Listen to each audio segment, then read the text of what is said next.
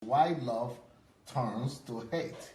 Now, that's a very big and a very serious subject. Do you people, I discovered that many people never even think about this, that love often turns to hate. I'm sure most of us have come across this before. Maybe if not all of us, almost all of us have come across this kind of situation. And even if you have not thought about it, you have encountered it nevertheless. And the simple, most evident argument about that is the fact that 8 out of 10 marriages end up in divorce. So if 8 out of 10 marriages end up in divorce, what leads to that? What could be the reason for that? Is because they used to love one another, and then they discover that they cannot stand one another anymore. Maybe they are even hating one another now. So love turns to hate. That's the reality of our love, of our lives. And that's why we want to examine the situation. Why on earth, how on earth can somebody love another person so bad? And now that love becomes so sour to the extent of even divorcing and not wanting to see each other anymore. Sometimes to the extent of killing one another. Sometimes to the extent of hating one another. What goes wrong? What are the dynamics in operation that makes two people who once vowed to each other that they would never leave each other, that they would live with each other for the rest of their lives, that they have chosen to be together for the rest of their lives, that partner is the person they are going to love for the rest of their lives? Whatever makes that to go wrong, whatever makes things to go wrong to the extent that these people cannot stand each other anymore. What happens? Is there any spiritual dynamic story? Is there any law of life that is responsible for that? Definitely, there are some laws, some algorithms, some principles, some laws that are responsible for this kind of occurrences. And I already did that. I already did a topic like this. Why love turns to hate. I did that on the family series. So if you are going to check, we have now the family series on our YouTube, on our Facebook page, YouTube page, Sunday Adelaja Official on YouTube. If you go there, you will discover that we have a whole session or a whole series that is called Why Love Turns to Hate. And there are like maybe 14 or so, or 8, maybe 8 or 14 messages there. So, but today I just want to generally go over it and examine this situation with you in the general context. That this is a reality and a regular occurrence in life. That people say they love each other and then they end up divorcing. I'm going to challenge you to come and debate this with me today. Even though I'm sure you didn't expect it, but I'm going to call you to come out. I'm going to call Mayowa. You know Mayowa as our own personality that is dealing more with pastors and all the religious cabals. But today I'm going to ask her to talk as a commentator. So, if you come up, today's topic that I'm examining is why love turns to hate. Now, the question I have for you, Maiwa, is come close. Why love turns to hate? I asked this question, I think, from Julie yesterday, and she was saying it's not a concept. It's not something that people really think about too much. Even though they might come across it, they might be coming across it regularly and seeing it, but they don't really give it that explanation. That now that you talk about it, we say, oh yeah, it's true. But normal people, they just think, okay, we fall out. Or, well, things just don't work out. I know you told a story one time of 2 friends, or so, maybe many friends, in the UK, where these friends end up killing one another. One killed the other one. They used to be friends, classmates, and friendship became so sour that one ended up killing the other one. But these are just young people. And then, but marriages is a proof of the fact that love, that love will often turn to hate. So why does this kind of thing happen? And I want to talk about that. I will give the reason why it happens. But I want to just ask you if you are familiar with such an occurrence, with such such reality of life. If you have come across such reality and you know instances like that, and if it's a thing that people recognize and realize that it's an ongoing, repetitive occurrences in almost every family. There is no family where you don't have a family member hating one another, even though they started out loving each other. Or they might not use the word hate, but they might say they can't stand one another. Or even with children and parents, fathers and mothers. You know, so this whole idea of love becoming hate is not just a reality of our day, I think. I think from what I'm thinking, because I'm analyzing life in general.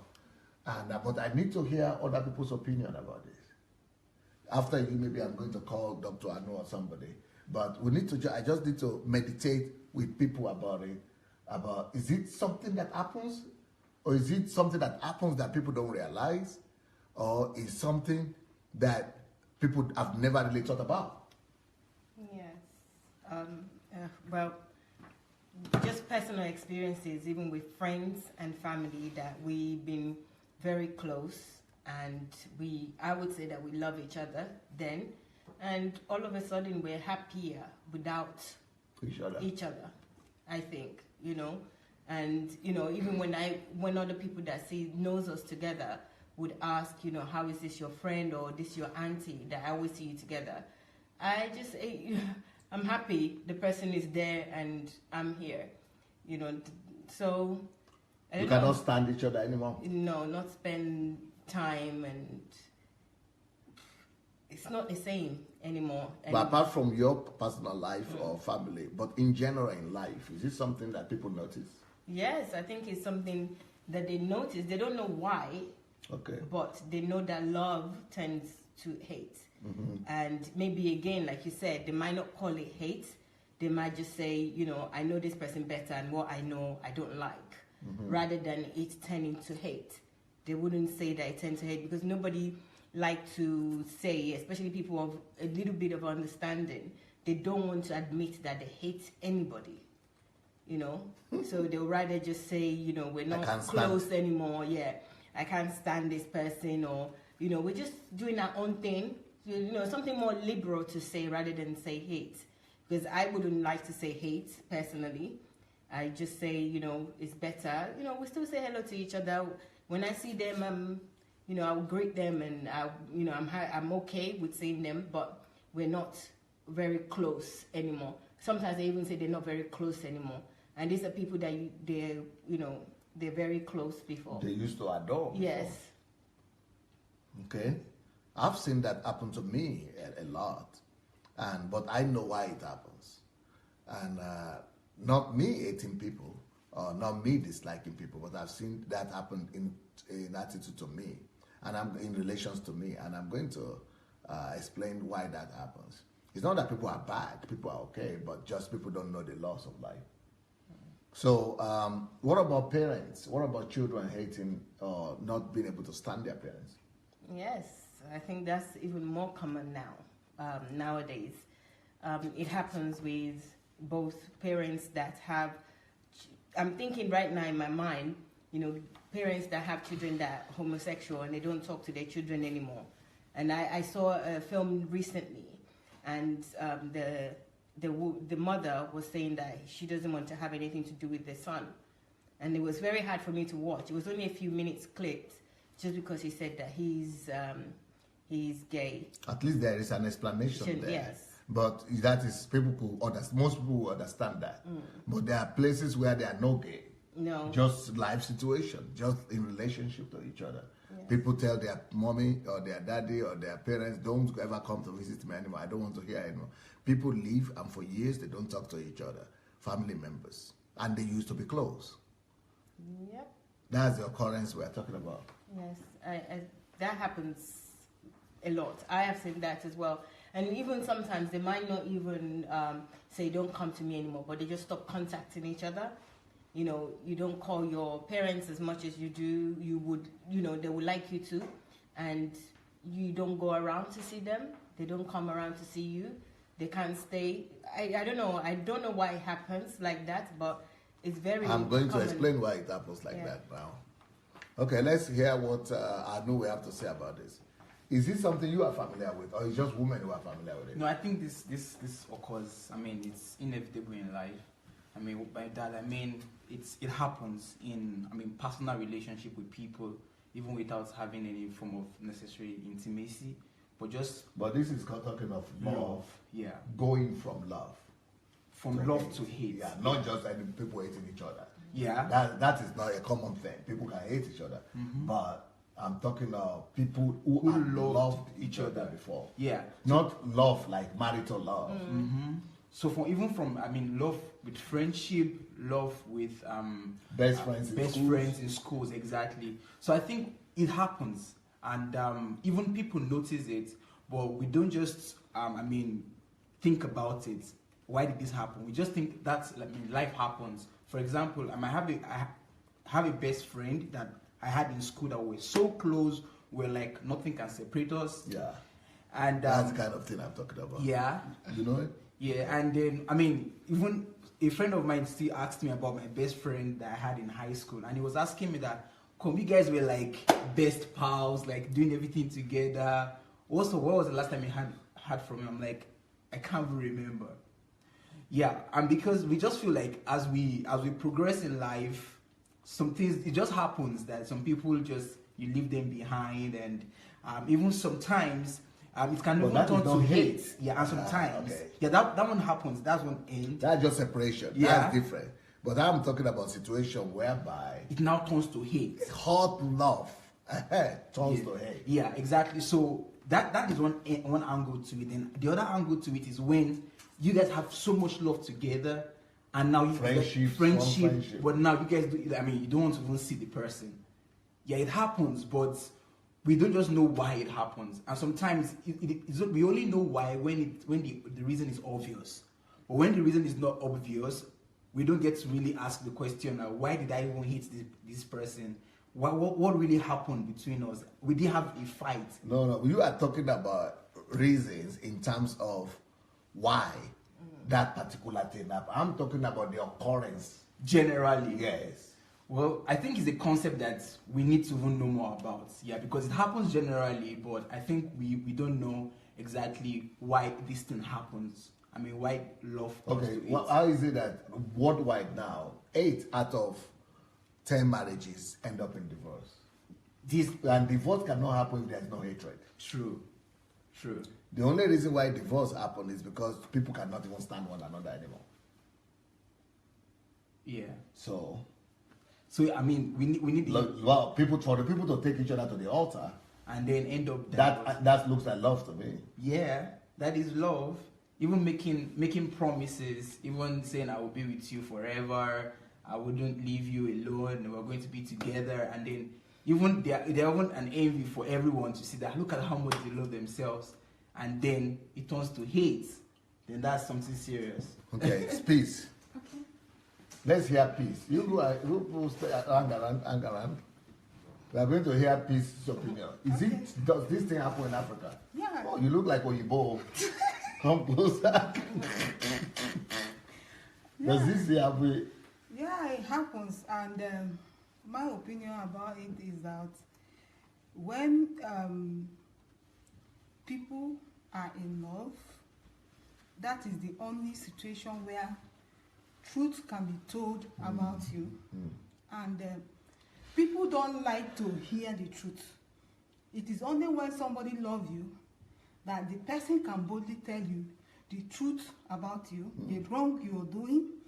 And when the person tries to be pointing at your weak point that you don't want to let go, it turns to hate. It turns to hate because... But not just in marriage, yo. Not just in marriage, even with God.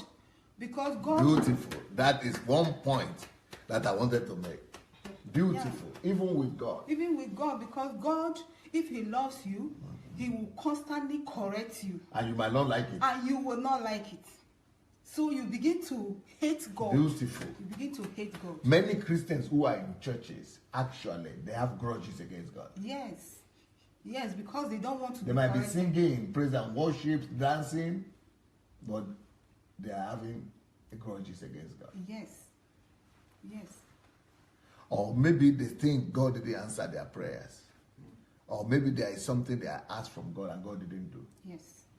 Yes, it happens all the time because... What about among parents and children? Okay, yeah, it happens among parents because if parents love their children, they must constantly be correcting them.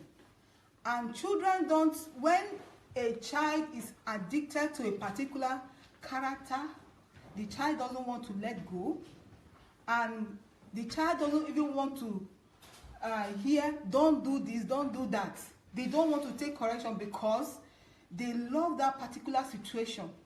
So, but when a parent is in love with their children, they constantly tell the child the truth about the situation, tell the child about the truth about life, and the child will not want to take it, and it will turn to hate. My parents hate me when I was growing up because my dad was a religious person, and there are many things he wouldn't want me to do, and I want to do them. I want to do them. I go to school and that with a lot of children. Yes, and I see children doing it, and their parents are not talking to them, and my dad will be, so angry, correcting me.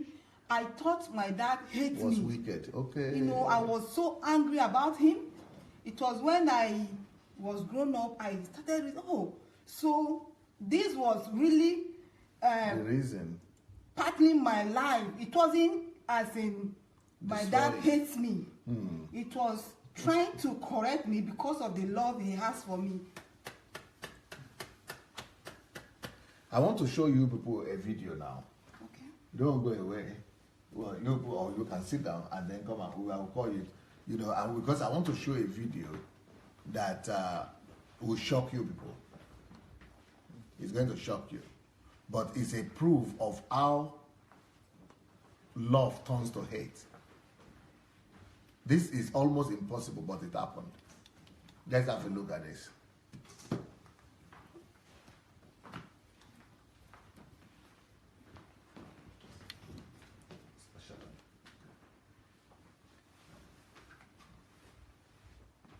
Nation was shocked to hear about this case. Rusty Yates returned home from work to a nightmare. His 5 children had been drowned in the bathtub by their own mother, his wife, Andrea Yates. Well, NBC's Janet Shamlian sat down with one of the few people who remains in contact with Andrea Yates as she lives out her days in a mental hospital. It was a crime that horrified the nation in June of 2001, 15 years ago. Andrea Yates drowning her 5 children in the bathtub of her Houston area home. She then called 911 to report what she'd done.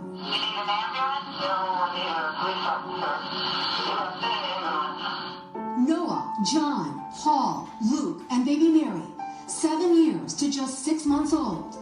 Her husband, Rusty, was working at the time. He returned to a scene of sheer terror. Cops were crying.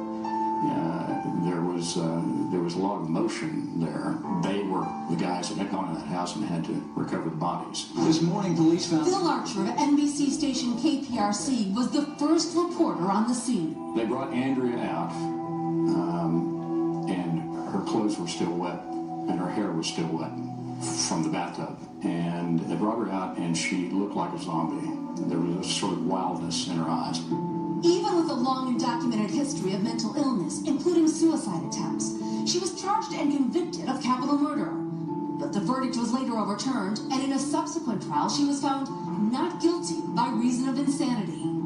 She testified she believed her children's deaths would save their souls. Andrea Yates was committed to a Texas mental hospital where she remains today, now 52 years old.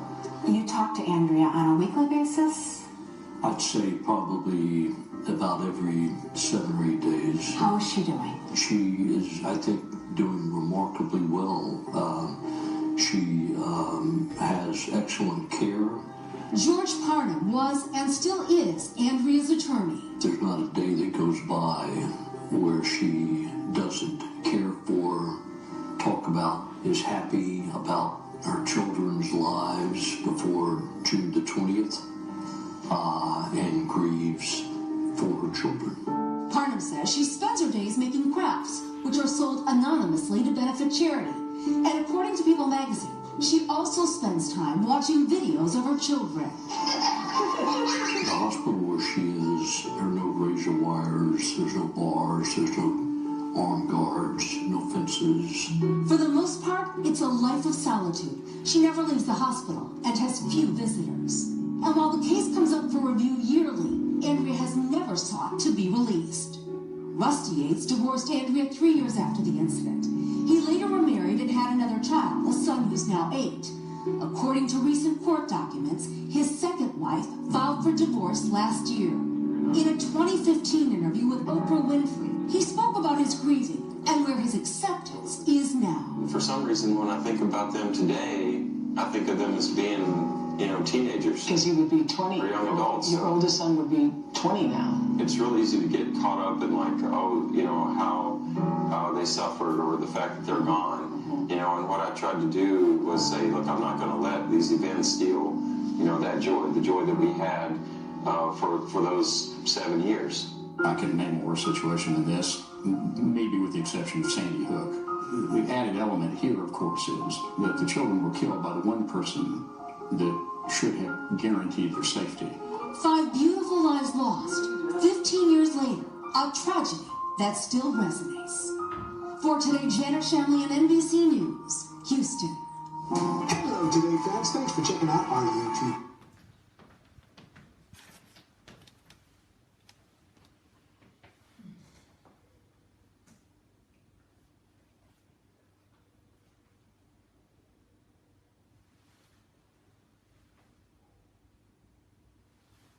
What do you say? Can you imagine the love of a woman, the love of a mother for her child?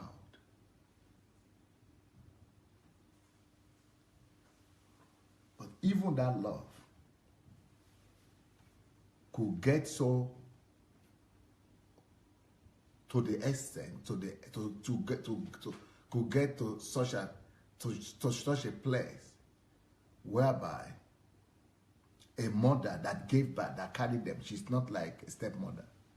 The mother that gave birth to those children herself, killed not one child, not 2 children, not 3 children. So the craze to have children, the craze to just give birth, the addiction of the culture, the pressure of the culture, that a wife must give birth, a woman must give birth, a woman must give birth. The lady was already having mental attacks. She already had, schizophrenic and insanity issues, but she was still able to give birth, and she was still giving birth.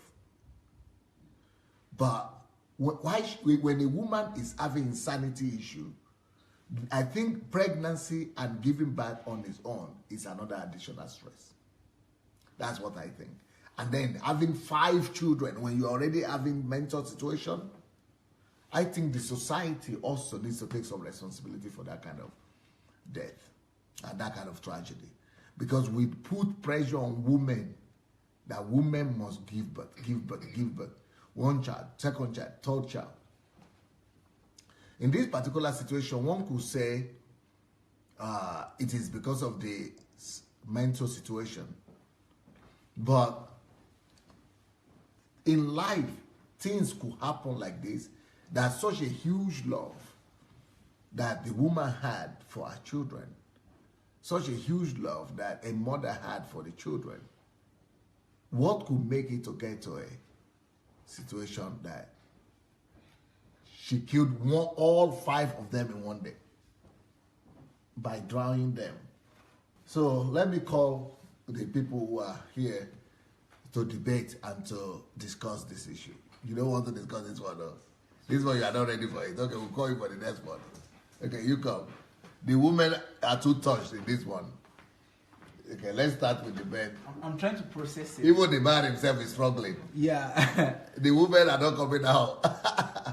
But even the man is struggling. I'm trying to process it because I wanted to hear your own feedback about it. I want to know how you're processing it because, I mean, I'm processing it from a mental health practitioner. Yeah, that, I mean, this woman, for her to, because what she said was she believed or she thought, that drowning her children, her 5 children, would, I mean, the intent was to save their souls.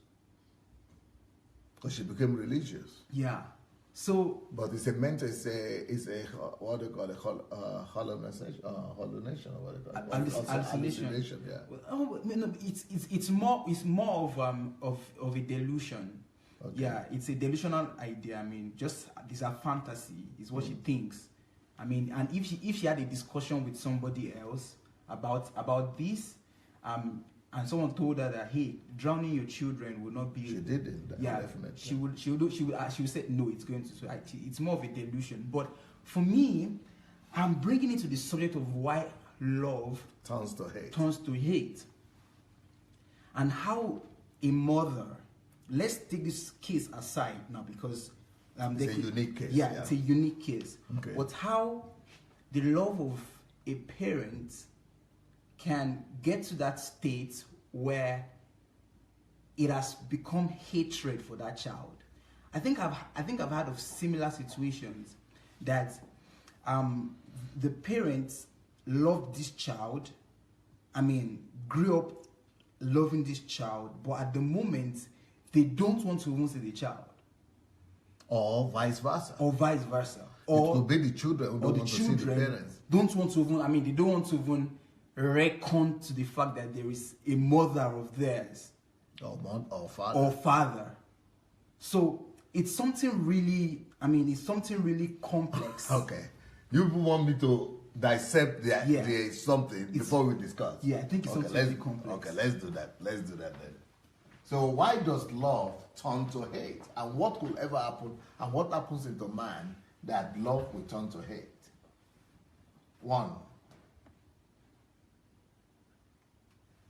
All problems in the world are love problems. Always remember that whenever you want to approach any problem or discuss any situation.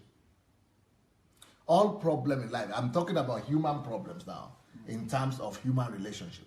All problems in life is a love problem. Remember that as a formula. So all problems in the world are a love problem.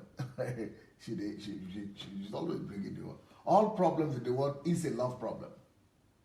All problems in the world is a love problem. Either loving yourself too much, or not loving others as yourself. But there's one point that I've not mentioned yet in this thing I've just read. That is the reason why love turns to hate. See what I just said? All problem is a love problem. Either loving yourself too much, that is one reason, one factor, but they are loving others or not loving others as yourself. That is one more point. Let's keep on reading. Maybe we'll find a reason here. A misdirected love is loving the wrong things, maybe self and other things, instead of loving God and others. That is a point here I'm missing. We have to add it. And let me add it. Why love turns to hate. All problems in the world is a love problem. Either loving yourself too much, that's the reason for most of the problems, or not loving others as yourself, that's number 2. Then listen, this is what you have to add. This is what you have to add. Or loving others too much.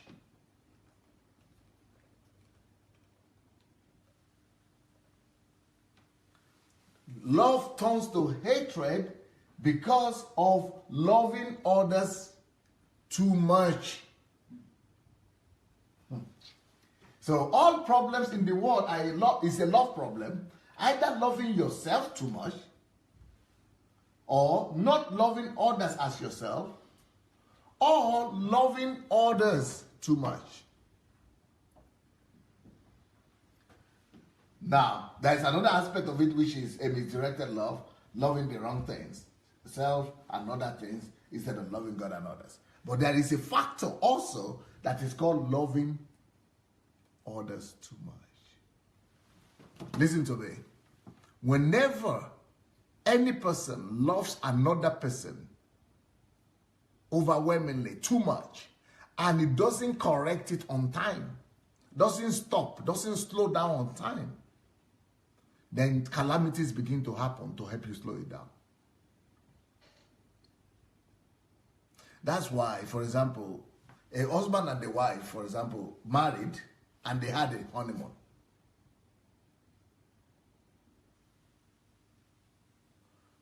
In a honeymoon, everything is like heaven on earth. But honeymoon most likely lasts for a month. And before the end of that honeymoon, some differences, some disagreements already start happening. Maybe not in the honeymoon, maybe 2 weeks after the honeymoon, maybe 2 months after the honeymoon, maybe 3 months after the honeymoon. Now, those cracks that you begin to see in the wall, and those disagreements, and those quarrels and conflicts you begin to experience, is actually your Savior. Because if the intensity of the love will keep on growing, the first thing that will happen is the person who is loving the other too much could go ballistic, like that woman.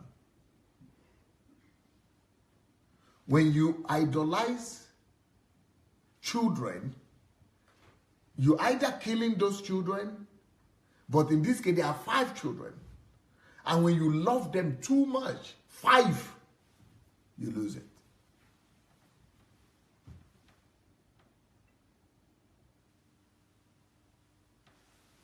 Either you lose it, or those children, things begin to happen to them, or you lose them.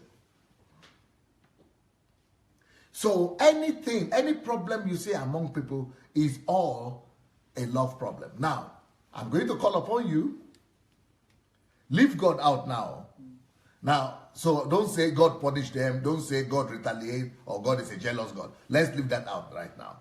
But from the principles I already taught you, and all of you, you people should remember when I brought people, Mayowa out here and Julie out here. What is the reason? What happens when you love somebody too much? Why does that lead to the death of that person? You remember when I brought Tatiana out as well? Why does loving somebody too much lead to the death of that person? The person, the object of love. But in this case, the madness of the one who is loving too much. Why? Let's talk about why does the object of love dies. Either it is your future, either it is a desire or a pleasure or a person. How many of you still remember? So why will too much love kill 5 children? Even if it's not with our own hands, those children are still going to die. But she is going to be the reason for it, even though it might not be through her hands. Why does loving somebody too much lead to the death of that object of love? Anybody wants to talk about that? Come on. We'll see how good a student you are. Yeah. There are several reasons you could give, so let's hear your argument. I think the first reason is that when you love someone to that extent, what happens is that, like you taught us, that you place that person in a position where the person cannot deliver. I mean, because when God says that He is the only one that we should love with all of our hearts, with all of our soul, and with all of our mind, with everything, it is because He is He is love. He's the source of love. You cannot exhaust Him. So no matter the demand that you place on Him, He will deliver, because He is love personified. But when you place that demand on a human being who doesn't have the ability, who doesn't have the capability to deliver as you demand, you ruin that person. I mean, you cause that person to actually die, because the person cannot, it's just like a demand and supply thing. You are making so much demand because of the love that you have for that person. But the person doesn't have what it takes to give that adequate supply. So, like, you're just drawing and sucking life from the person. And so the more you suck life from the person is like you're just tricking me, and I'm like, you're asking me for this, but I can't give you what you're asking me for. And then, bam, the person dies. The person loses his life. Beautiful. Beautiful. You have a good one, but anybody want to add to it? Either from another aspect or add, there are different other arguments. Come. Don't worry about it. Don't worry about it. Be bold. Be bold. Be bold. Be bold. Be bold. I explained to us, why does love turn to hate? Why is it that the object of love would die when we love too much? Okay, my own explanation in this aspect is when you love someone too much, it actually makes you value that person equal to God. And as Pastor taught us the other day, he said God is supposed to be above. When you now place that person above, there is no coverage. Like this. Yeah, there is no coverage. God is supposed to be the protection for everybody. Exactly. And since you replace the person above God, you expose the person. You now expose the person. So another one is when you love somebody too much, you actually place that person, you have make that person an idol, and God hates idol. And Pastor taught last week that God said he's going to bring a soil to separate, so that we will actually know that that value you place on that person is supposed to belong to God. So we are not supposed to love somebody above God. God is a jealous God. You cannot, place a value that is supposed to be given to God on an individual. When you begin to do that, you virtually put that person in danger. So now, come guys. Okay, I think you want to. Okay, very beautiful. You remembered. You see, you remembered. Yeah. You listen. Yes. Yeah. Let's get. I remember a similar thing to what the book said, but I remember you saying that we by loving somebody too much, you're sucking the energy out of them. You're draining them out of energy, and eventually that person is going to either be sick or the person may die as well once you suck out all the energy from them. But in this case of this woman, with the way she lost it. Yes, she lost it because probably the children cannot give her the love. No. Not just she cannot give her. Okay, now let's deal with the situation with the children. Let's deal with this particular woman and the killing of the children. Yeah, you want us to deal with it, right? Yeah. Okay. In this particular situation, a problem, I don't know her. I never interviewed her. I've never spoken to her. I didn't know the big story. This thing I showed you is what I know. But because of my researches and my, understanding and thinking and knowing principles of life, I know, and I will say that our problem started long before she married. Are you getting it? Not yet? Not yet. I should continue. Yes. If you want to go and join, you can join. Our problem started long before she married. when she was still young, as a young girl, she had idolized marriage, children. You get it? So she had idolized the office, not office, the marriage institution. She had idolized the marriage institution and dreamt, even before those children came to life, she had lived by them. So she had been sucking those children dead even before they came to life. Now, but in her own case, what happened is that she gave birth to them too rapidly, you know. 7 years, 5 children. In 7 years, 5 children is just insane.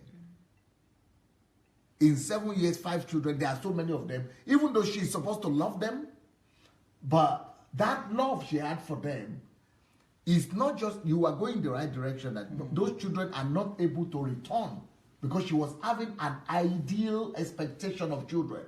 She was having an idealized, what do you call it? Do you understand what I'm saying? Ideal. Ideal. The expectation she had. It's that children are blessing. Yeah. She's the kind that thinks that children are blessing. You know, most women are not being told that children, before they become blessing, they are first of all sacrificed. Children are always sacrificed. But we don't hear about that almost.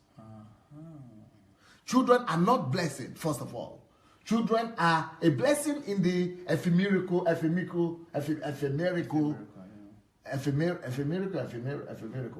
In the ephemerical understanding of it. Blessing in the ephemerical of understanding. You know, blessing. But that is ephemerical. But in real life, children are suffering. Children are pain. Children are deprivation. Children are deprivation.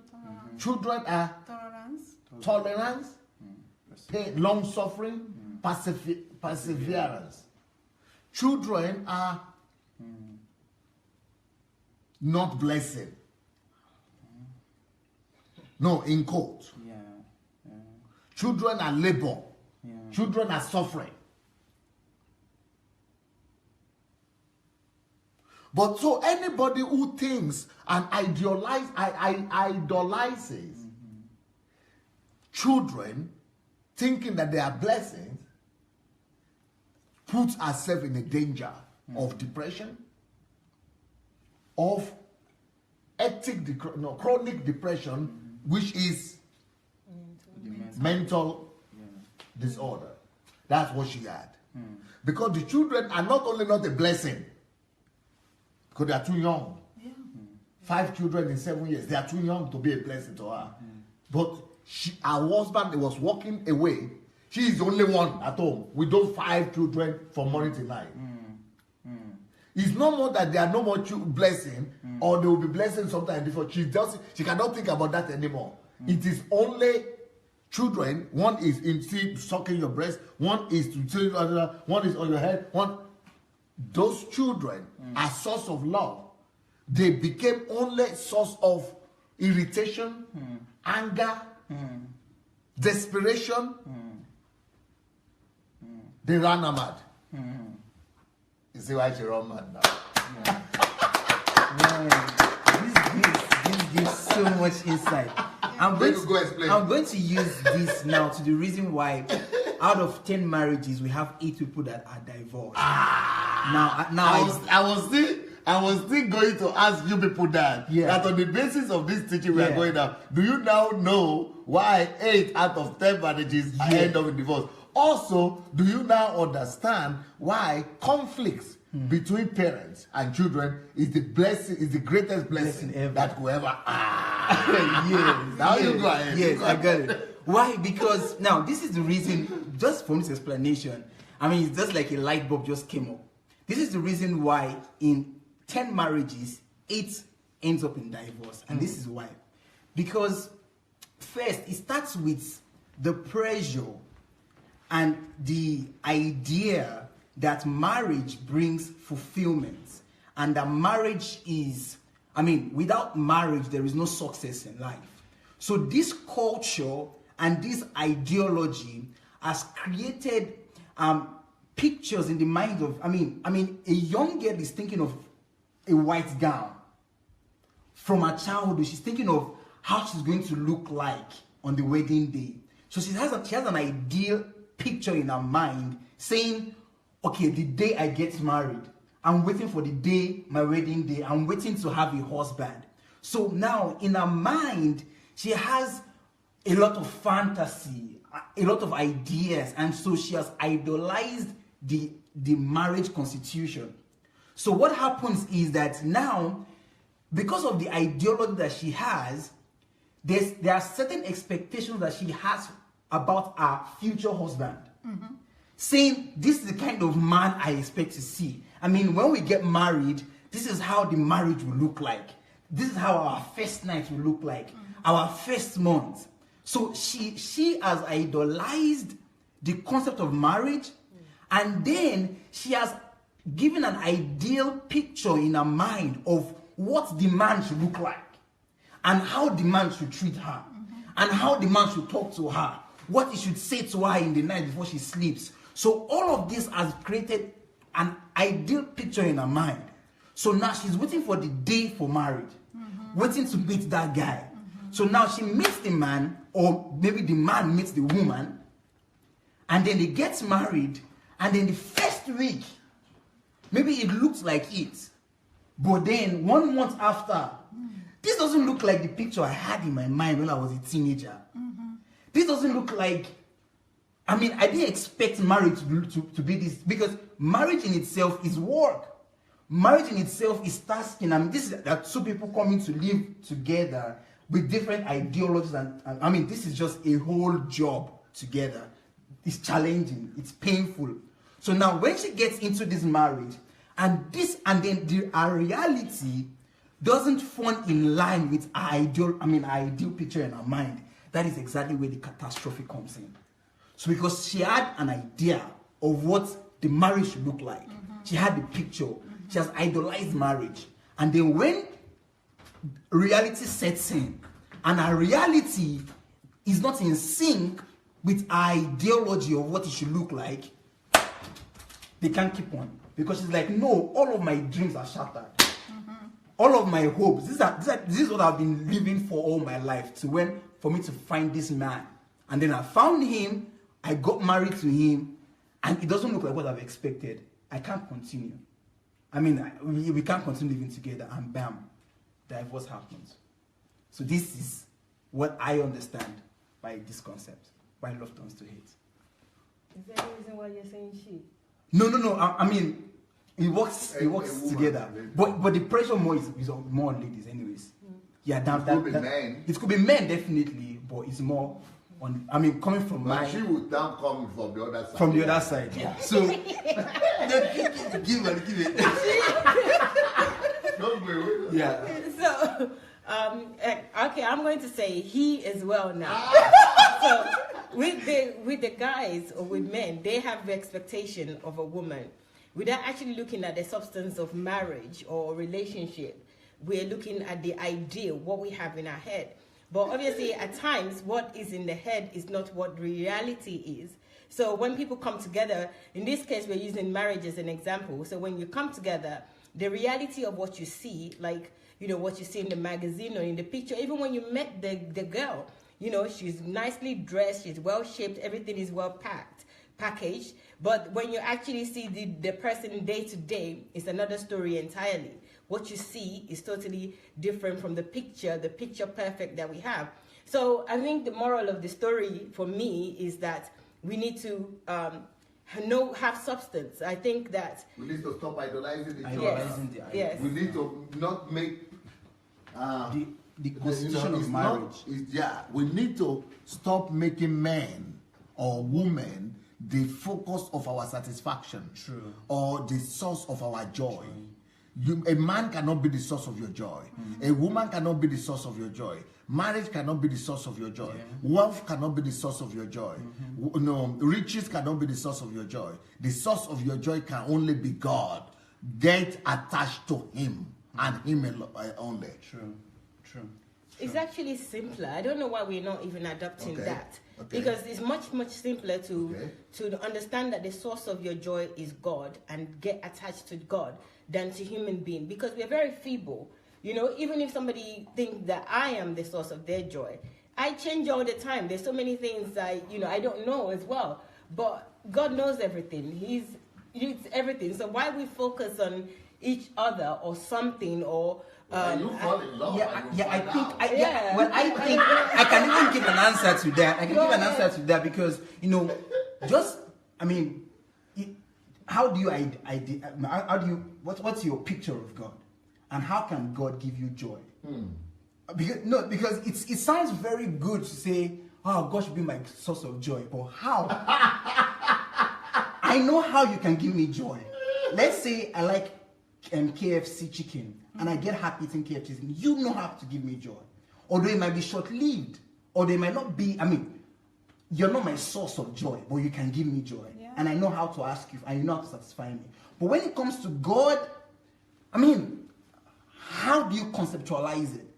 So that is the reason why it's very easy. And it's very subtle for people to idolize each other, because we are physical here, man. God is spiritual. So how do I get joy and satisfaction from God? From God. Even let's talk about riches too. But from God, even from God, people think they can answer that your question. Most people would think that they can answer that your question. How can we get satisfaction from God? And the answer is, we go to church. Yes. I dance, praise and worship. I serve in departments. They don't know. They have just replaced God with all of those things. With religion. Yeah. So it's a huge concept. No, I mean we need light. We need light, we need illumination, because this thing is very deep, and the more we're talking about it, it's making me even question so many things. It's raising questions in my mind about this whole idea of getting satisfaction. Like, for example, Pastor talked about not even making money your source of joy. It's very easy for you to be satisfied and to even get fulfillment from earthly riches, because it's measurable. For example, I set a goal to get to $1 million in 1 year, and I achieved it. That is something that gives me joy, satisfaction. It's very measurable, but with God, how do I get it? And how do I feel like I'm satisfied with Him? Because all that we have learned, all what we have known this year, all these years, has been religion. And that's why this topic on knowing and understanding God through love, it's a very, very deep topic. Very deep. From all the things I'm hearing, it's like my mind is really working over time in terms of how do we kind of not fall victim to this. Well, that's my own main thing, is not to fall victim to this. Yeah. Is that not to look to gain satisfaction from others. Yeah. Or we can, but not overly. But it's hard to balance, to have a balance. And I don't know how we can strike that balance. It's better to say God should be your main satisfaction. God should be your main satisfaction. All other ones are just joy. All other things give you joy, but God gives you satisfaction. You don't get it. And even with that... Yeah, but how can I quantify that? If I say God gives me satisfaction, it's... Okay. Yeah. Well, maybe Peace wants to say something. Okay, I want to use my own personal life to what we are saying here. When I was a child growing up, I saw the way my parents were, they lived. My father loved my mother very much, and I begin to, have it at the back of my mind that the kind of man I'm going to marry, the kind of home, the kind of family I will have, and in fact, all my life I was like having that kind of picture. You know, the thing took all over me that this is the kind of man I'm going to marry. This is, you know, my family. Yeah, my family, and the thing just, you know, took over me, and that's what we talk about, idolizing. Yeah, and I was not talking about God. Let your will be done. What you have for me, let it be done. I was not saying that, because I now came to realize that God can give me somebody that I will save, that will not be like my own parents, the way they were. So, but this is what I want. I want that, you know, and I want ideal. So when I got married, my own husband is from a polygamous home that, you know, in the family, in fact, a lot of hate. In fact, it was the opposite. It was the opposite. And when I came, initially when we are courting, it was because courtship and marriage is totally different. I didn't see it.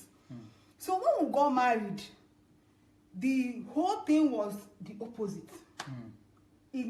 My marriage nearly crashed until I now sat down and began to say, you know, even when I took to counsel with pastor, it was the pastor was saying, it's like you're backsliding. Nobody was able to tell me the real truth about the matter. Nobody was able to counsel me well, you know, because when you begin to ask, what is the matter? There is no quarrel at home, but my expectation, my ideas did not match up with reality. Was not what I am saying. True. So nobody was able to counsel me, you know, to bring me to reality. God just virtually stepped into my marriage because I sat down and I began to think. I said, we are of two different parents. His way of being brought up and my own was different. And I began to say, okay, if God wants me to bring this man to light, to have that kind of home, okay, I leave it.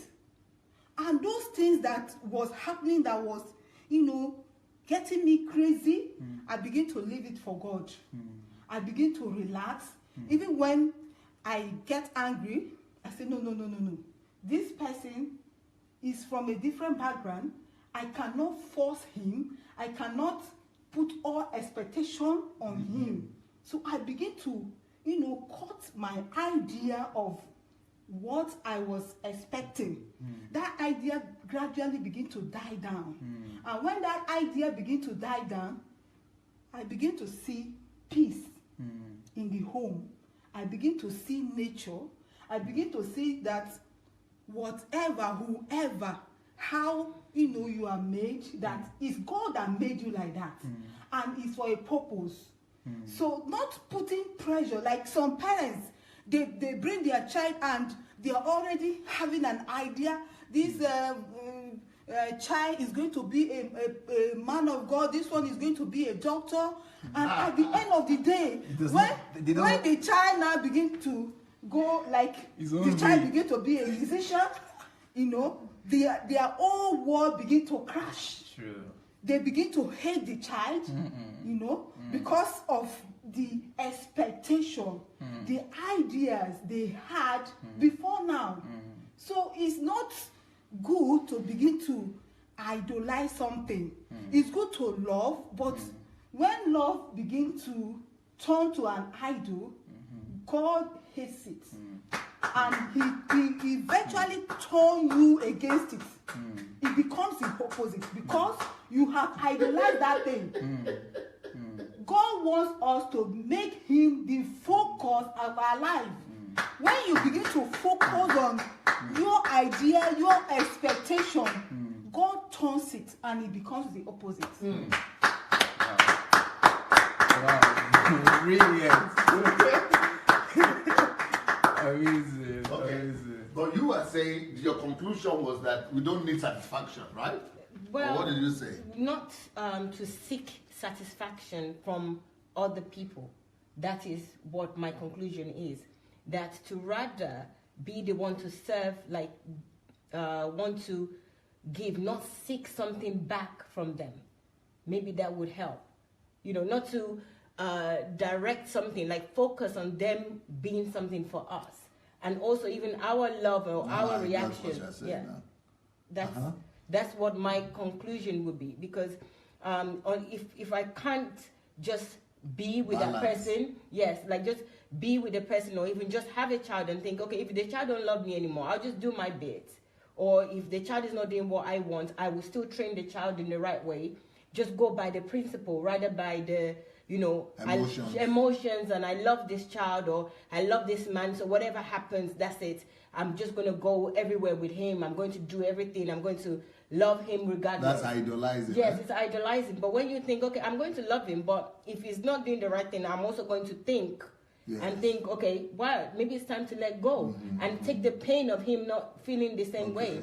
Or if this child is not the way that I want to do things that I'm seeking for, let it be. You know, share my thoughts and just let it be. I think even with friends as well, you know, you get to when you everything is going well, you know, your friends, everything, you're agreeing with each other on everything that you do, and as soon as maybe you don't agree or you're seeing things in a different way, you start to kind of focus, okay, maybe I can do more for this person to see it in my way.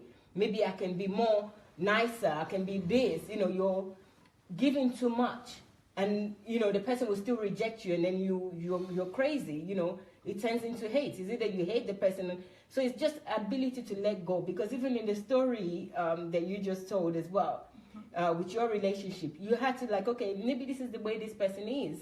Maybe this is how things is with this person. Let me just leave it and let me see what God has. Okay, I'm going to come from a slightly different angle. It's right, exactly the same thing I'm going to say. But the way I'm going to put it is this. You need to, how do we balance between deriving satisfaction and joy from my son, from my wife, from my work, from my business, from my money? How do I derive satisfaction without idolizing it?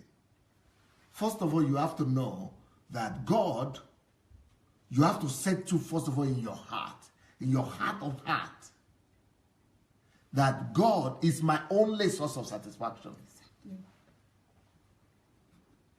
I will have children, but they are my blessings, but they are not my source of satisfaction. I will have riches, but they are my blessings. They will never be my source of satisfaction. They are secondary. I will have wife. She's my blessing, but she's never going to be my satisfaction. I'm going to have vision and achievements and results. They will be just my blessings, but never my source of satisfaction. So what that looks like is this. You have your life. You are hooked onto God, but you also bought a car. You like your car. Your car does give you satisfaction. But you know you buy another car in 2 years, or 3 years, or 4 years. Or you had a dog. You know that dog will die. Or you had a cloth. You liked it, it was nice, but you know you would give it out sometime or exchange it. They are not your, you don't get attached to them. The thing here is attachment. What do we get ourselves attached to? So we are all supposed to be hooked on to God, attached to God, but own things. That if I own it, I can put it down. If I own possess it, I can put it down. If I own it, I can put it down. But I'm not attached to it. If I'm attached to it, I cannot willingly lay it down. If I'm attached to it, I cannot willingly let it go. Because if I'm attached to it, it controls me. Yeah. When I'm attached to it, to try to put it down is to hurt myself. So if anything is hurting you to let go, it means that you are attached to it. So what we need to do is to be attached only to one person, to God. Yeah. But other things we own them, and we can easily let it go. I don't know if you people are getting. Yeah. Get it. So, a lot of people in Africa, look at all those testimonies we're hearing. Children. Why? Because the culture had conditioned them. Yeah. They are even attached to those children before they were even married. Even when they are still young girls. Yeah. When they are still in primary school, they are already attached to the children that are normal. That's why a lot of children in African families will end up either hating their parents, or their parents hating them, or they will not be successful. Those children will not give them that thing they were dreaming. So a lot of parents die without seeing the fruit of their labor. Because that is what they are living for. They have idolized that. They have killed that fruit of labor before even they take. So everybody will just be struggling. You know, the more I listen to you, I mean, this is a concept. I mean, this is just life. This is life that you're explaining to us. Life 101. Yeah, this is life. This is life, and I mean, these are things that if these things are taught, I don't know how to express myself, but this is just life. Like, you're just demystifying the whole idea of life. I mean, that's what I just have to say about it. I mean, life is making more sense. Exactly. Life is making more sense. That's just what I can say, man. I'm blown away. Wow. And this is where the ignorant that don't know what this is would say is generational curses. Oh, deliverance. Yes. You find different reasons. And you need deliverance. You know, you did this. Your children did not do so well. So all your children are not doing well. And you clearly love them. You pray for them. Or your sister, or before they say, they could say, okay, we have 5 sisters, none of them married. Because they had idolized the institution of marriage. Oh, we had 3 sisters, none of them gave birth. Well, because they had idolized children. Oh, we had everybody divorced. Well, because they had idolized, marriage, harmony, marriage relationship. So then they will be running from everywhere, not change themselves. So they don't change. No. Instead of them changing and changing their heart desire, changing their attachment, they are running for deliverance so that somebody will just cast something out without changing. They will go through deliverance, but they will not change. And that's why only after they wait for like 10, 5, 6, 7, 8, 10, 12, when they've given up, then the miracle happens. God is smart. God. No, God is amazing. Like, I'm just excited to just hear, because these are stuff that seem, mystical and seem, we could not even lay hands upon it because it's demystified. Yeah, because like a family, they married for 10 years and they're like no issue, and maybe after some time even when they're giving their testimony, they're like, we just gave up and we're like nothing can happen, and then God surprised us. Yeah. Like, that's why when they go to age is where people said it's already impossible. That's why you have a lot of reports of people in old age. Yeah. Because that's the place where they have given up. They stop idolizing. Yeah. They just leave it. I can't get this child, so I can't get satisfied with the child. So let's just go. And then I'm excited. Wow.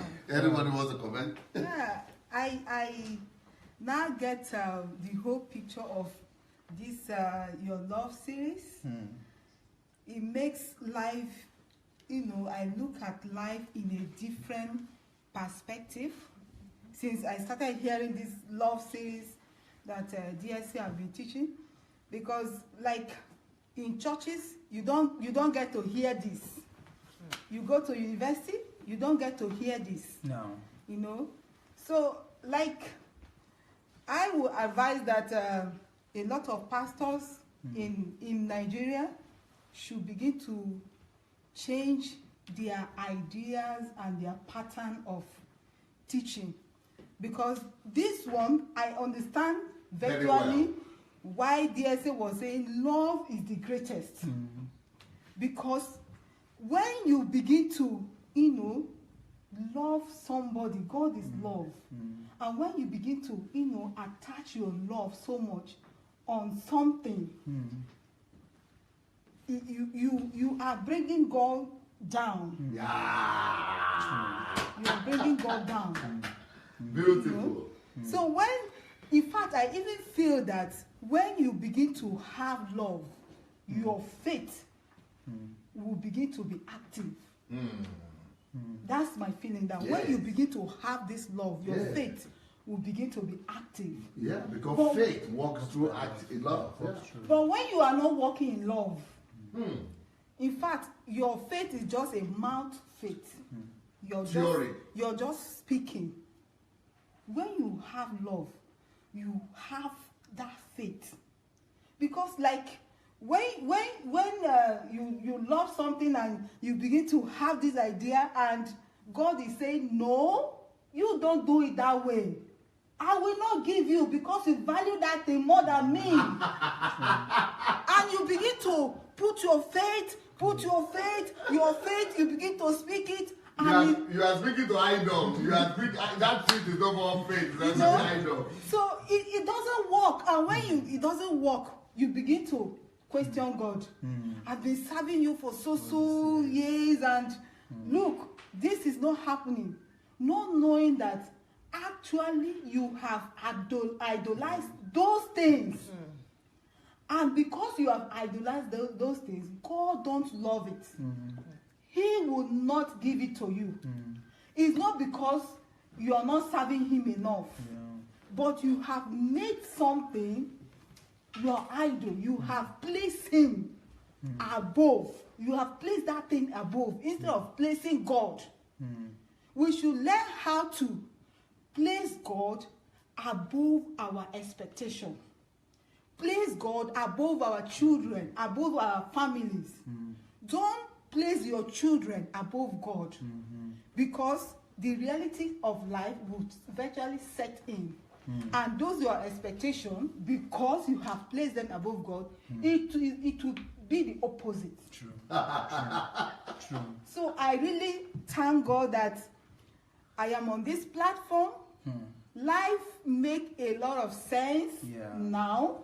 Not like when I was hearing faith, and you begin to, at the end of the day, when you don't have it, you begin to think it's a causes from one man in the village, which is not even capable of doing that. Of course. He doesn't even know that you are accusing him of it. He's not even capable. You know?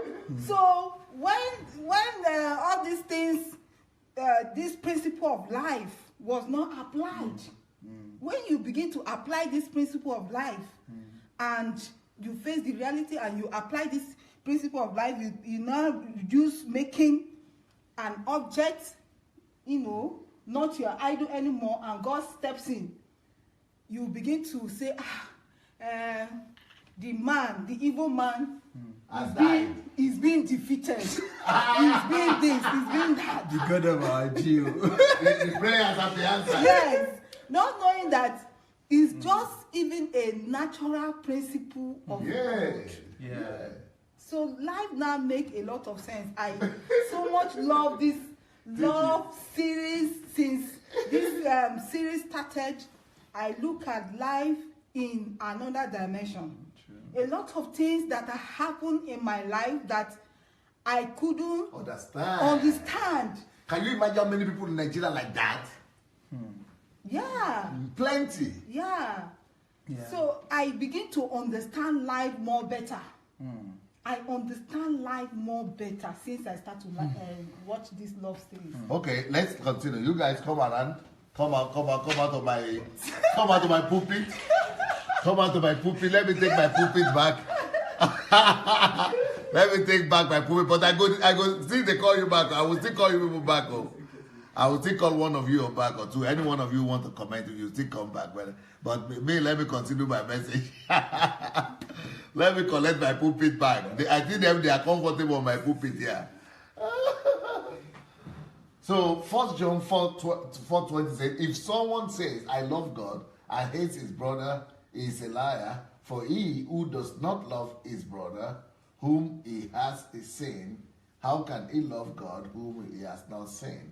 When we love people too much, that is the aspect we are talking about today. This is what makes love to turn to hate. So love turns to hate when we cross the line. When we love people too much, we eventually hate them. I'm sorry. Because we make them become our source. Our source and the source of our support. We replace God with those we irrationally love. When we irrationally love people, we displace God. We replace God, we unseat God, and put those people in their place. I don't know if you are getting it. Yeah. When you love somebody too much, you are dethroning God from your heart, from your life, and setting those people there. Nobody can stand in the place of God because they cannot, they cannot bear the burden and the pressure. That burden demand kills them. God is unlimited, it's infinite. So your demand doesn't even affect him at all. But on people, it crushes them. We elevate people to the place of God when we love them too much. Making them crumble from that height. We elevate them too much. Like the tower. The Tower of Babel. Anything you elevate too much, that will crush. So that initial love that you had for them eventually becomes hate or indifference. That's the reason. Especially when they do something we don't expect from them. Yet, God will make them go wrong. God himself will make those people to do things that are wrong. God will say, we intentionally make them go wrong to set you free from dependency of man. Do not think that I came to bring peace on earth. Like I've explained this many, many times. I did not come to bring peace, but the sword. The sword is to detach and to deliver you from this kind of situation. For I have come to set man against his father, a daughter against her mother, and a daughter-in-law against her mother-in-law, and a man's enemy will be those of his own household. You see, sometimes we think those things are bad. So can you now understand why conflicts in the family or conflict between husband and wife is a blessing?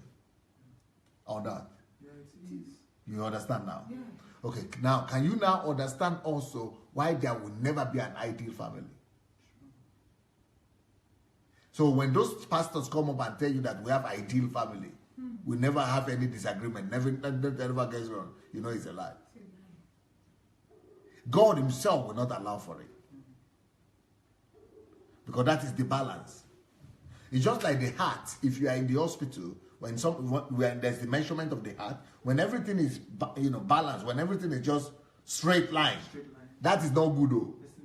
When I used to go to the hospital and I used to see those lines come and say, problem, oh. It's supposed to be straight now. But it was later that I discovered that when the line is straight, that is when Adelaja is in trouble. But when it's going zigzag like that, that is the real life. That is how life is supposed to function. In zigzags like that. But we want it to just be full, smooth, straight line, peace, everything perfect. There is a situation like this that we are reading now. 2 Samuel 13, verse 2 and verse 15. Amnon, all of you should know this story. Amnon was so distressed over his sister Tamar that he became sick, for she was a virgin, and it was improper for Amnon to do anything to her. Then Amnon then he did, he slept with his, these are two, they are from different mothers, but they are from the same father. He slept with his sister, and then after, he said he couldn't leave before. He was sick because he loved her so much. He couldn't even eat. He loved her so much. But after he slept with her, he hated her exceedingly. So that the hatred with which he hated her was greater than the love with which he had loved her. And Amnon said to her, arise. No, anyway, he chased her away after that. So I want us to see another video here. I want us to see other videos that will help us to illustrate what we are saying. And I think we got the point. I think the point came across, but these other videos will really help us to have an idea of what we are saying. Unfortunately, the kind of churches that we have in Africa is rather encouraging this kind of idolatry, children, wife, husband, family, success, money. Anyway, let's have a look at this testimony.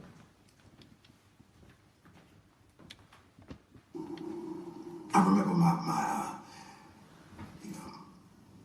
stepfather, would beat me, and he would beat me with extension cords and hangers and, pieces of wood and all kinds of stuff. And, after every beating, he would tell me, it hurt me more than it hurt you. And, I only did it because I love you. It was kind of, it communicated the wrong message to me about what love was. So for many years, I thought that love was supposed to hurt. And I hurt everyone that I love. And I measured love by how much pain someone would take from me. And it wasn't until I came to prison in an environment that is devoid of love that I began to have some sort of understanding about what it actually was and was not. And I met someone, and she gave me my first real insight into what love was, because she saw past my conditions and the fact that I was in prison with a life sentence for murder. And not only for murder, but for doing the worst kind of murder that a man can do, murdering a woman and a child. And it was Agnes, the mother and grandmother of Patricia and Chris, the woman and child that I murdered, who gave me my best lesson about love, because by all rights, she should hate me.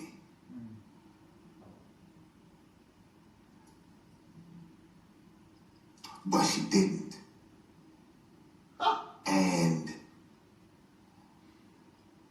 over the course of time, and through the journey that we took, that's been pretty amazing. She gave me love. And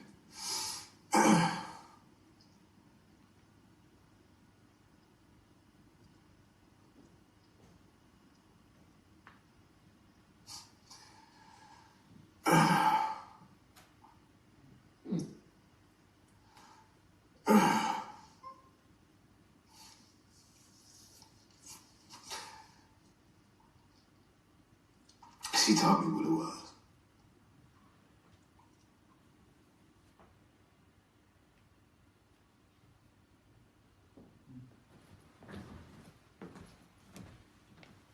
What makes us human? Love. Wow. What comes to my mind is the story of somebody who died and went to heaven. A pastor. He had a clinical death and went to heaven. And when he was leaving, he met Jesus. And Jesus told him, go and tell your story of you meeting with me. And tell them that I want everybody to come to heaven. I didn't create hell for human beings. I created heaven for them. I want everybody to come here. So the man just said, what do you mean everybody? Because Jesus was emphasizing everybody. He said, You mean the rapist also? You mean the rapist and pedophile? First of all, he was saying, you mean the gay? We want the gay people to come here? I can't understand that. Okay, forget about the gay. What about the pedophiles? People who are raping children, who are raping women, who rape boys, who rape girls, who kill them. You want them to come here? He was a pastor on earth. Somebody who is supposed to be helping people to get to know God. But he was the one that was more irritated at what Jesus was saying. And Jesus said, yes, I want everybody to come. He said, what? To heaven? Rapists? Pedophiles? Gays? Lesbians? He said, yes.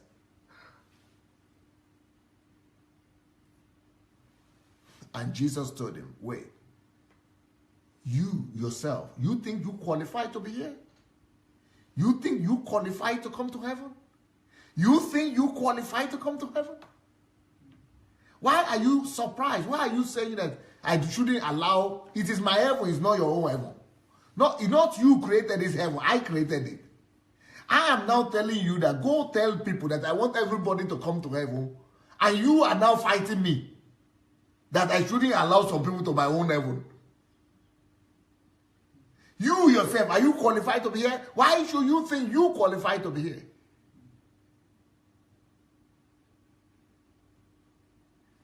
Then he was saying, well, I'm sorry, Jesus, but, what about the pedophiles? The pedophiles, I'm talking about those who rape, as he was explaining to Jesus, I'm talking about those who rape 5-year-olds and kill them and tear them to death.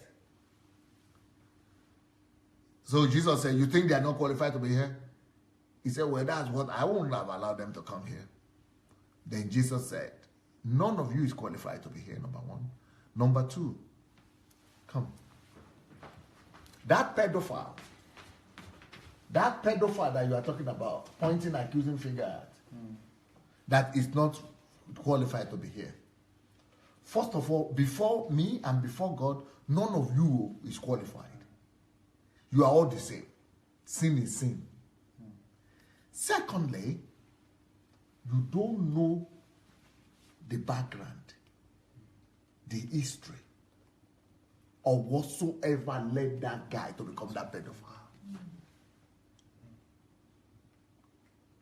You don't even know that pedophile that you are talking, that you are hating, that gay that you are hating, that lesbian that you hate, those people that you are pointing a fingers to, you don't know, maybe they are even victims.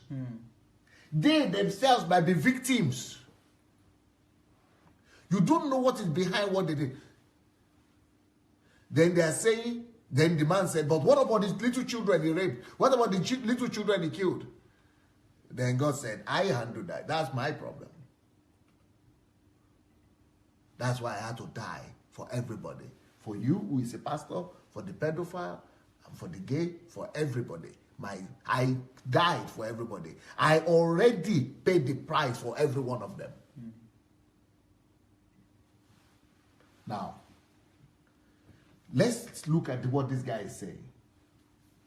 This guy said, when he was growing up, his own understanding of love was connected to pain. Pain. And it brings something to my mind that most of our African people also have been damaged like this man. We have been distorted in our mind. Most Africans have been distorted. I tell you this one. Most Africans have been damaged in terms of love. Most Africans also, just like this child, just like this man, also think like him. Because what has happened to him is that because the stepfather used to beat him with your extension cord, trees, and things like that, and then tell him that is love. So in his mind, it was recorded in his mind that love is connected to pain. Just like with some other people, there are other people in Europe here where it is the opposite. Love is not connected to pain, but there must be balance. Love could be connected to pain and also without pain. But most people, love is connected only to pleasure. That is also wrong. That would be another extreme. But this is another extreme where we don't normally come across, where love is connected to pain. So the expression of love that was recorded in this man's mind now is torture and pain. So for him now to see, so as a young man growing up, he see that whenever my father loved me, he will beat me. So that has become his own expression of love. And that is what has given birth to sadomasochists. So who are these people, sadomasochist people? Sadomasochist people are people who get pleasure by inflicting pain. There was a woman that came to our church that told me such horrible stories that I never knew these things exist. This woman was so despised by her husband. She had 2 children, but she was so despised. She's fat, big, and she doesn't think anybody can love her.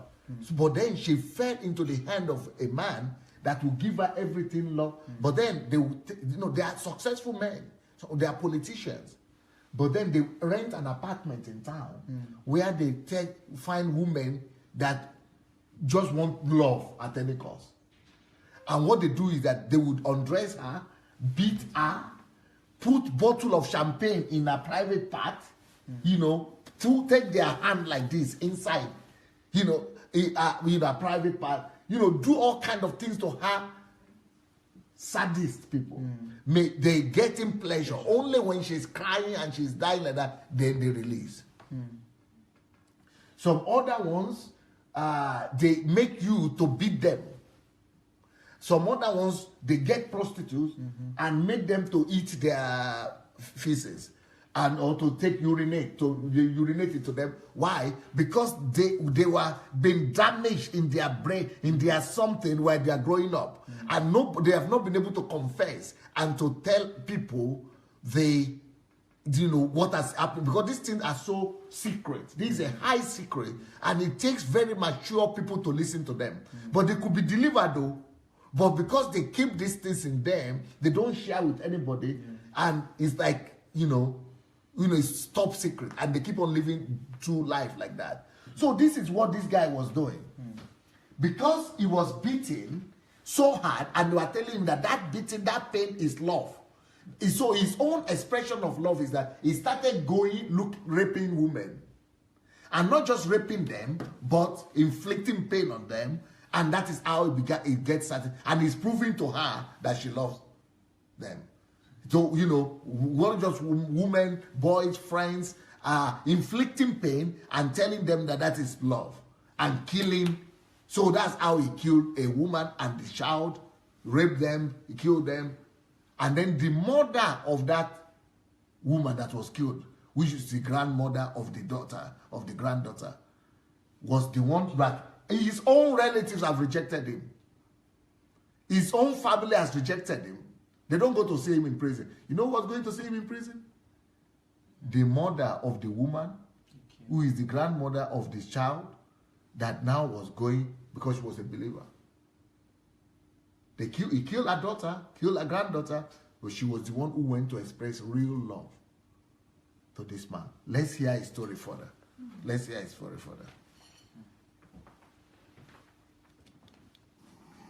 And I hurt everyone that I love. And I measured love by how much pain someone would take from me. And it wasn't until I came to prison in an environment that is devoid of love that I began to have some sort of understanding about what it actually was and was not.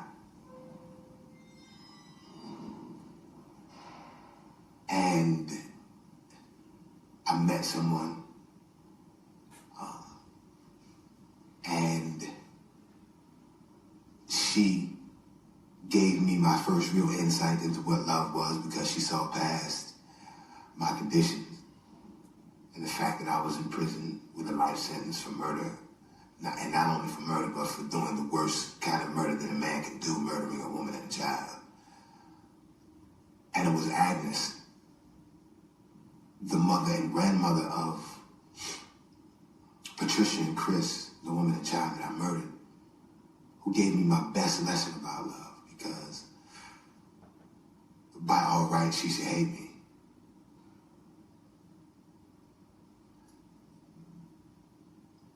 But she didn't. And over the course of time, and through the journey that we took, that's been pretty amazing. She gave me love. And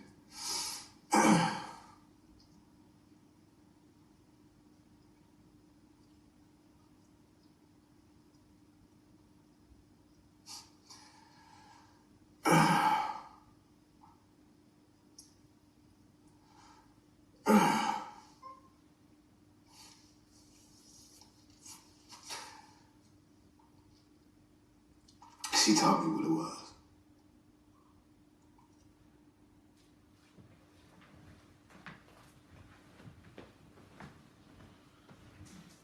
Do you now understand why this message is so much needed in Africa? Only love overcomes hatred. What power could have changed someone like this, who was hurting everybody, who believed that he was loving when he was hurting, who was raping, killing people everywhere? What power could have stopped that kind of adversity, that kind of hatred, that kind? Only real, genuine love. Real, genuine love. This is what the church in Africa lacks and they don't teach. What power can change the herdsmen?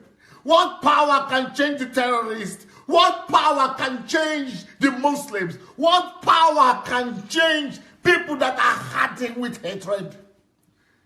Only real and genuine love.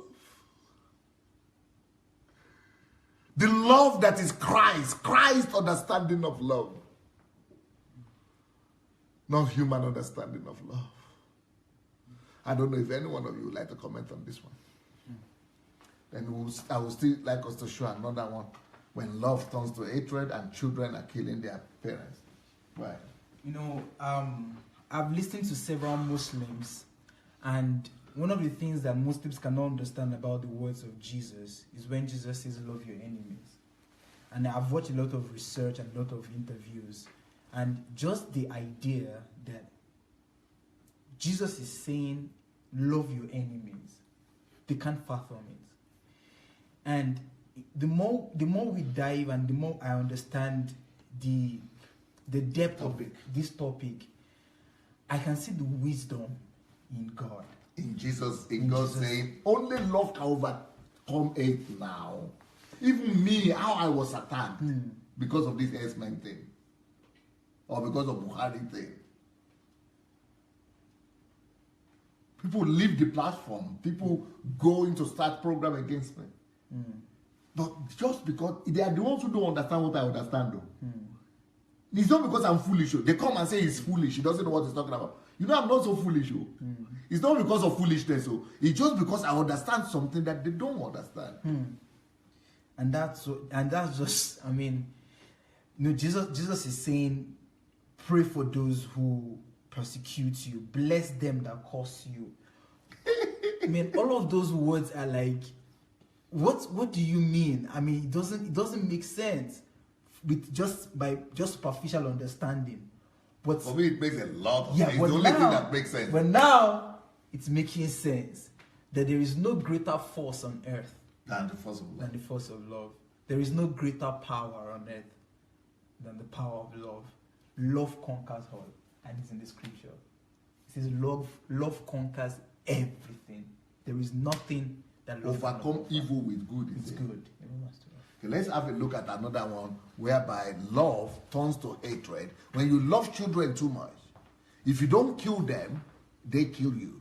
And the reason why that, either you kill them or they kill you because of too much love. And I would like to get your explanation. Why is it that too much love kills the object of love or the person who is loving? Let's have a look at it.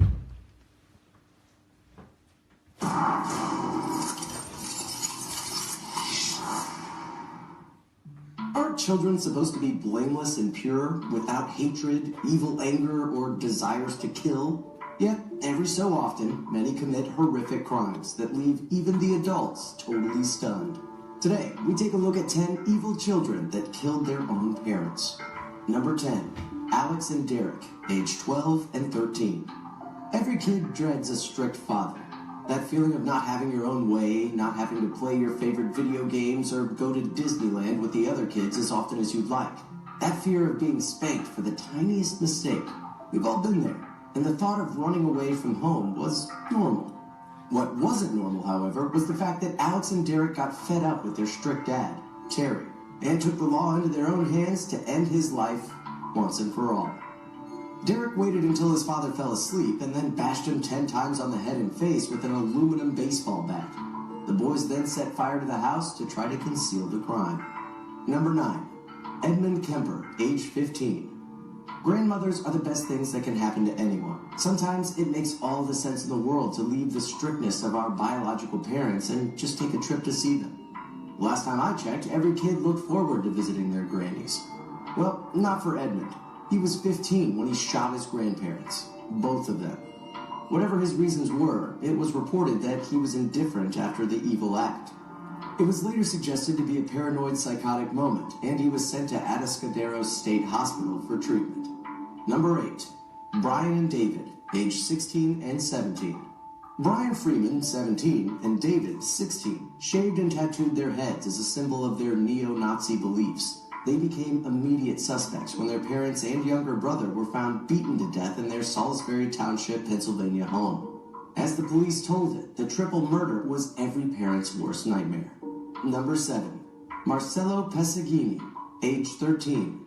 Marcelo was a die-hard hitman fan, and in trying to become Agent 47, he chose to not just kill his police officer parents, but also his grandmother and great-aunt. It was reported that Marcelo shot each victim in the head with a .40 caliber pistol. However, I guess he just couldn't live with the Agent 47 code, as the teenager was soon found dead from a self-inflicted gunshot wound to the temple. Number 6, Seth Pesaghini, age 18. It was meant to be a great day for the Pesaghini family, as they were getting together for a belated Thanksgiving dinner. While Seth's brother, Jed Pesaghini, 19, was enjoying a movie, 18-year-old Seth grabbed their dad's .22 caliber Ruger and shot him. Whatever his reasons were, it didn't end there. When his dad and grandfather came in, he grabbed the gun and shot them too. His mom, who was in the bedroom while all of this happened, got out only to be shot as well, including Jed's girlfriend, who happened to be there as well. You may want to know Seth killed his father for threatening to kick him out of the house, and decided to murder the rest of the family for not standing up for him. Number 5, Jasmine Richardson, age 12. Jasmine was a 12-year-old girl in love with a 23-year-old, Jeremy Steinke. Because of the age difference, her parents highly disapproved of their relationship, but that didn't go well with Jasmine, not to mention her kind of pervy and pedophiliac boyfriend. After watching the movie Natural Born Killers, which features a young couple murdering their girl's parents before running away together on a killing spree, Jeremy convinced Jasmine, and that was exactly what they did. Number 4, William James Bresnahan Jr., age 16. Everyone wants to go on a camping trip, you know? The adventure, the fun, the excitement it brings, but not for William. He got into a heated argument with his mom while on the camping trip and ended up stabbing her to death. Like a slightly grieved and guilty kid, William went to his dad to tell him what he did, only to bludgeon him to death as well. William is now practicing as a medical doctor. It was reported that after incarceration, he pledged to make a sincere turnaround, which he actually did. Number 3, Christopher Porco, age 21. The rich life is what everyone wants, but for then 21-year-old Rochester University student Christopher, it was totally different. He likes to put up the facade of a lavish lifestyle to his fellow students, and as a result, found himself in serious debt after forging his father's signature to obtain loans and lines of credit. It was reported that Christopher murdered his father when they tried to confront him on the matter. Number 2, Daniel Bartlett, age 14. Daniel was just 9 when his parents split. His mom, Jackie, left his father, and that affected his school and environment. When Daniel was 12, he became one of those wimpy kids who, as her mom's ex-partner recounted, would defecate all over the bedroom in boxes. But Jackie laughed about it. I found out he had a bag of her underwear. It was brushed over at the time, but it later appeared more sinister. He became reclusive, posting violent clips from his favorite soaps online, watching horror films, and penning grisly stories. Not until that fateful Easter Sunday in 2011, when he sneaked up on her and hit her 7 times on the head with a claw hammer. Daniel afterwards covered her bloodied body with paper, dumped it in gasoline, and set fire to it, hoping to destroy the evidence. Number 1. David Braun. If someone told you a straight-A student is capable of homicide, would you believe it? Well, David was that straight-A student who murdered his family for the most ridiculous reason. Something as simple as an argument with his father over a punk rock music tape he had bought. I guess David wanted to show his dad just who the punk really was.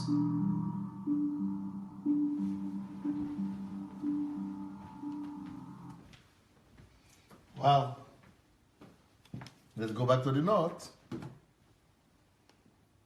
Horrific things happening.